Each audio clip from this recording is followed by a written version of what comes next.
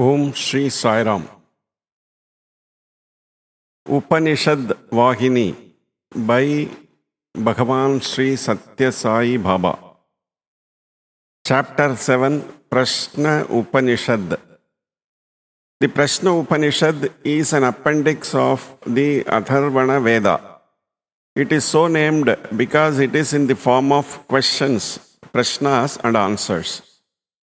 By this means, it discusses more elaborately some topics dealt with briefly in the Mundaka Upanishad. It has thus become a commentary on the Mundaka Upanishad. For example, the Mundaka says that knowledge, Vidya, is of two types: absolute, transcendent, and worldly. And that knowledge of the world-related Brahman is of two kinds: action and worship, karma and upasana. The second and third questions in Prasna Upanishad deal with worship. The discipline of action is fully covered in the section on action, Karma Kanda. So it is not elaborated on here. When both activity and worship are practiced, regardless of the fruits thereof, they promote renunciation and non-attachment. This is the conclusion arrived at by the first question. So, studying the Prasna Upanishad after the Mundaka makes the subject clearer. Seekers meet the Guru with sincere heart offerings. Of the two entities, the eternal supreme transcendent Parabrahman and the worldly or qualified Aparabrahman, the worldly Brahman is incapable of conferring the goals of human life, Purusharthas, which are of lasting value. Realizing this and eager to attain the eternal supreme Brahman, aspirants approached Pippalada, a competent teacher. The word seeking, anveshana, used here to signify the attitude of these disciples, shows that these disciples, attached to the lower self, Apara Brahman, and unrelated to the supreme absolute over self, fail to identify their own basic truth as the Atma. That is why they still seek it somewhere outside the truth of their being. The eternal, unique, transcendent Brahmic principle can be known only through the discipline of the scriptures or shastras, directed personally by a teacher. Seekers have to approach the Guru as holding in the hand sincere heart offerings. That is to say, not simply holding the ritualistic fuel, the sacrificial fire. Further, worthy, desirable offerings should be presented. The seekers meet Pippalada, who tells them the rare and precious teaching related to the fundamental mystery of the universe and the self, known as knowledge of Brahman, Brahma Vidya, cannot be imparted to the uninitiated. Students have first to be kept under observation and tested for a year. Beings are born to perpetuate creation. When the year is over, Kabandi Katyayana asks Pippalada, why are beings born? Those who wish for progeny are the desirers of offspring. The wish is basically to become the progeny, to perpetuate oneself. Hiranyagarbha, who is non-separate from the Supreme Brahman, Parabrahman, is the Prajapati, the God presiding over creation. Hiranyagarbha, as Prajapati, wishes for progeny. He has traces of knowledge of the lower or world-related Brahman, Apara Vidya, attached to him from past origins, which induce in him the wish. This is the reply of the Guru. Contemplate on the orderly universe and its principles. Surya, the sun, illumines all beings in the 10 regions with his rays. Surya is the very self or Prajapati. So all beings born in the regions so illumined become the very self of Prajapati. The word vital air, prana, therefore refers to Aditya, the sun itself. For the sun gives the vital essence, prana. Since all beings are able to live by consumption of food, etc., the sun is also known as the cosmic universal personality.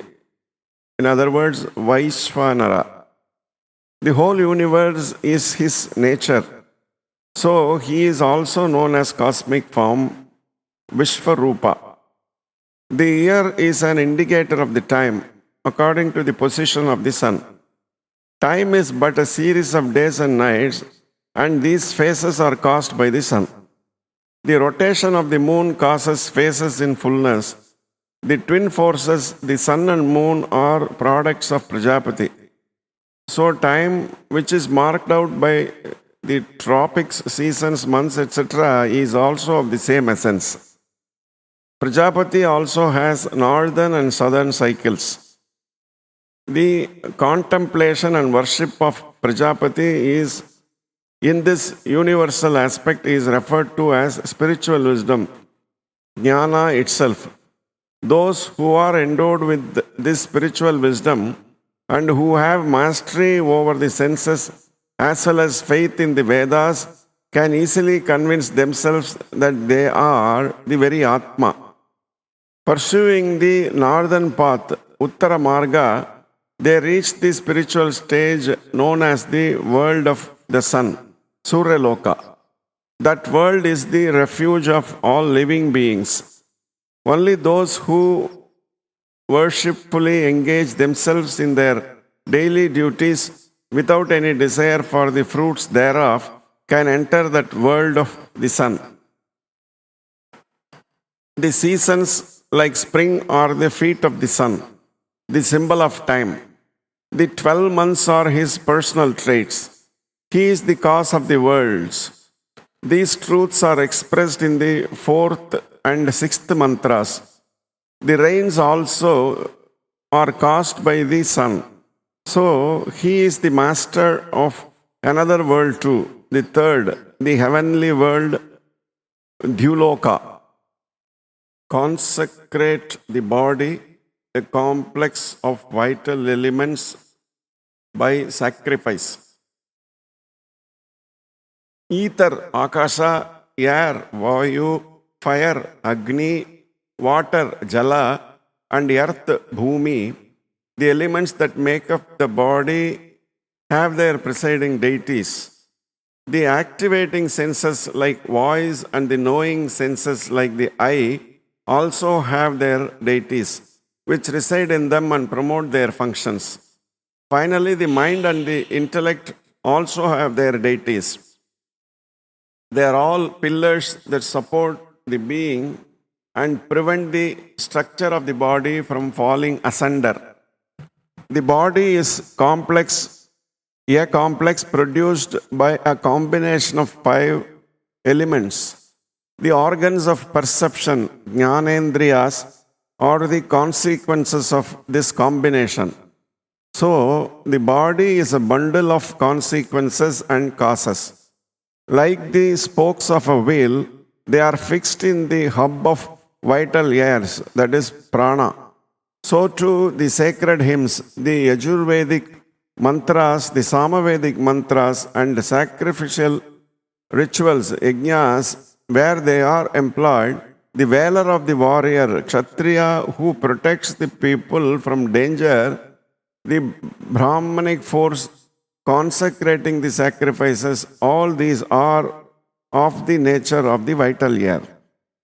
When Prajapati becomes the cloud and pours rain, all beings rejoice and are enabled to live. All things that contribute to happiness are bound to you. Cherish us therefore as the mother.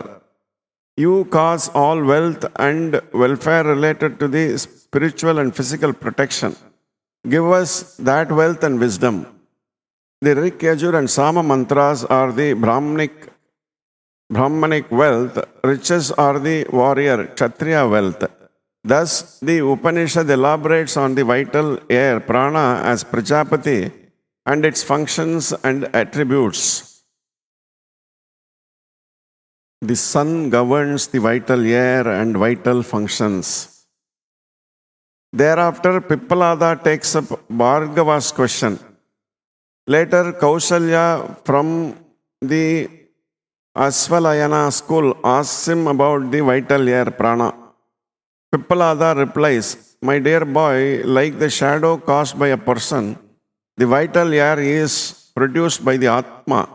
The vital air dedicates itself to the Atma through the resolve of the mind or manas. Like a ruler who arranges for governance of his possessions, the chief vital air appoints different airs, pranas, assigning functions and areas of work for each. The chief vital air has the sun or Aditya and other gods as its impelling force. Like sparks leaping out of the flames of a raging fire, beings emanate from the imperishable Supreme Atma, Paramatma, and lose themselves in the self-same fire. This is mentioned in the Mundaka. The self abides in all beings. Then Pippalada answers Gargi. The rays of the setting sun merge in the sun itself. They emanate and spread again when the sun rises the next day. In the same manner, during a dream, the sensory world gets merged in the conscious reflecting mind, and when one wakes up from sleep, the sensory impressions emanate as of old and move out in their native form. That is why the divine self, Purusha, which abides in all beings, does not hear or see or touch or enjoy. It doesn't walk or talk.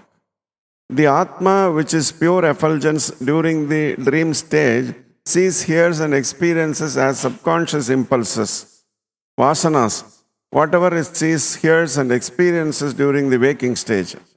When the statement is made that the Atma is the base of everything, the impression is created that everything is different from it. But the distinction that is apparent between the base of all and the individual souls, jivas, that rest upon it is merely an illusion caused by circumstances. It is mental, not fundamental. Pippalada also said that whatever world, loka, is connoted by the deity worshipped through the Om, Pranava, that world will be attained. God resides in the heart. Next, Sukesa, Bharadwaja's son, questioned the master. Pippalada's answer for that ran thus: the divine self, Purusha, you inquire about in this body itself, is in this body itself, as the resident of the inner sky, the heart. It is on account of his being there that you shine forth in full splendor of attainment and personality. Souls emanate from him and merge in him. Like milestones, progressively increasing and interdependent, the earth, the Durga, the mother goddess, food, the supreme soul, Purusha, all four principles originate from the other, according to the second section of the Taittiriya Upanishad.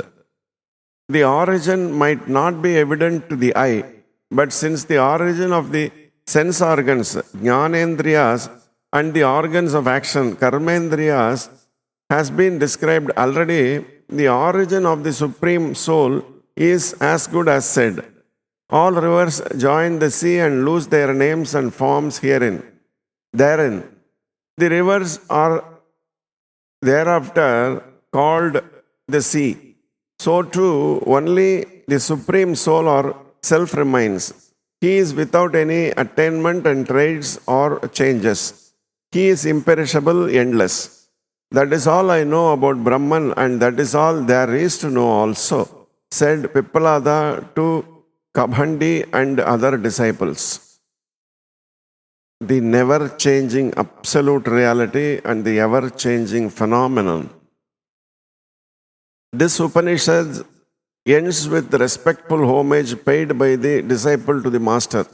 The father gives only the body. Pippalada gave them the body of Brahman by teaching them the Atmic principle, that is, the Atma Tattva. The 6 disciples who asked 6 questions in all were 1. Sukesha, son of Bharadwaja. 2. Satyakama or Saibhya, son of Sibi. Sauryayani, grandson of Surya, born in the family of Garga, hence called Gargya. Kausalya, son of Ashvala. Bhargava or Vaidarbhi, who was born in Vidarbha in the line of Bhrigu. Kabhandi Katyayana, a descendant of Katya. The first section of Mundaka Upanishad elaborates on both the highest or transcendental para and the lower or creation or world-related apara aspects, along with the causal or creative aspect of Brahman. Although its second section begins by extolling the creation-related aspect, it ends with the firm declaration of the evanescent nature of the creation-related aspect. In the answer to the 6th question, the Om, Pranava, as the core of all methods of gaining the transcendental and the non-transcendental aspects is fully elaborated upon. The questions and answers in the Prasna Upanishad bring out the implications of the Mundaka and serve as a nice commentary on that Sakshiyan text. The 6 questions are: what exactly is the relationship between the transcendental or non-dual para and the differentiating or dualistic apara principles? 2. What protects and guards created beings? 3. How does Hiranyagarbha emerge from the Supreme Atma, that is Paramatma? 4. How does creation take place from the Supreme Atma? 5. How does the consciousness full, that is Chaitanya full principle, the vital layer prana, enter the body and get diverted into 5 channels? 6. Which senses operate in the 3 stages of waking, dreaming, and sleeping? These lines of inquiry are followed in the Prasna Upanishad. This concludes the Prasna Upanishad. Samastaloka Sukhino Bhavantu